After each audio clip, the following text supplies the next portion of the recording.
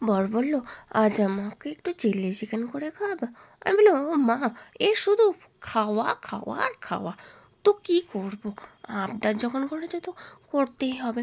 তো চলো, আজ আমি বানাবো একটু চিলি চিকেন। তার জন্য নিয়ে নিয়েছি বোনলেস চিকেন, তার মধ্যে সয়া সস, আদা রসুন গ্রেট করা, আর একটু রেড চিলি সস আর গোলমরিচ গুঁড়ো দিয়ে ভালো করে মাখিয়ে নিচ্ছি।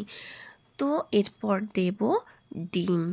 ডিমটা আমি গোটাটাই দিলাম, ঠিক আছে। আর কি বলবো, একের পর একদিন বায়না যে এটা খাওয়াও ওটা খাওয়াও, এটা করে খাওয়াও, যাই হোক করতে তো হবেই। তো আমি এখানে কর্নফ্লাওয়ার আর ময়দা একসঙ্গে নিয়ে নিয়েছিলাম।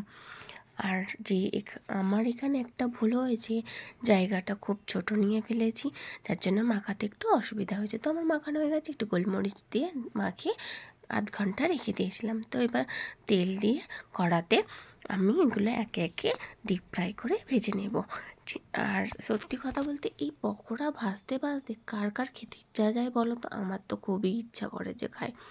তো এই যে আমি একে একে সব ভেজে নিয়েছি, ভেজে তুলে নিয়েছি। কড়াই যে তেলটুকু ছিল তার মধ্যে গ্রেট করা আদা রসুন একটু দিয়ে দিলাম। এবার এর মধ্যে দিয়ে দেবো 3 রকমের ক্যাপসিকাম আর পেঁয়াজ। এবার এটাকে ভালো করে নাড়াচাড়া করে ভালো করে ভাজবো, যাতে এর গন্ধটা একটু চলে যায়, কাঁচা গন্ধটা চলে যায়। এরপর দিয়ে দেবো এর মধ্যে সয়া সস আছে, রেড চিলি সস আছে, গ্রিন চিলি সস আছে, আর আছে টমেটো কেচাপ। যেহেতু সসের মধ্যে নুন থাকে, তাই নুনটা আমি দেখে দেব অল্প পরিমাণ। ভালো করে কষিয়ে নিয়ে যে পকোড়াগুলো ভেজে রেখেছিলাম তা সেগুলো এর মধ্যে দিয়ে দিলাম, দিয়ে ভালো করে নাড়াচাড়া করতে থাকলাম। এবার এর মধ্যে দিয়ে দিয়েছিলাম জল দিয়ে জলটা ফুটে ওঠার পর দিয়ে দিলাম কর্নফ্লাওয়ার গোলা জল, যাতে এটা ঘন করে দেয়।